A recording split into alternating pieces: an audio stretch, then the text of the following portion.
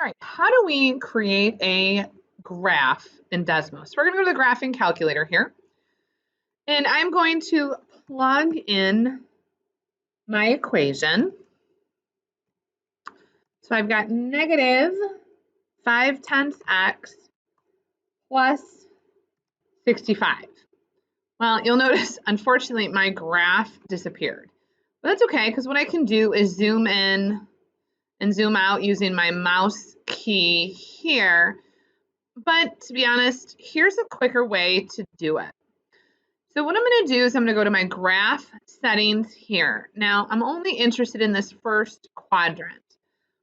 So if I look here, I'm going to do my x-axis. Let's see. I'm going to go, nope, I don't want negative 20. Negative 10. Let's do this one also at negative 10. Oops, or 106, negative 10. And you know what? That actually looks pretty good. Let's just go ahead and make this a little bit neater. So I'm going to do 80, and I can see where it crosses right about here. So I'm going to do 160. Okay.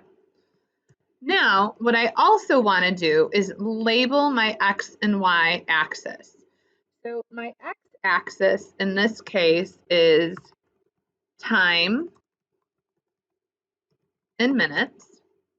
And then my y-axis is going to be height.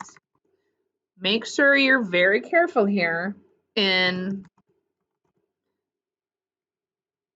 how to spell correctly. Thousands of feet. Okay. Now, there I'm done. I've got my y-axis labeled, my x-axis labeled. I can see both of my intercepts. What's nice is I can click on that right there. Click this one on. I've got my x and y intercepts here. Everything is beautifully labeled. If you've got any questions, go ahead and let me know.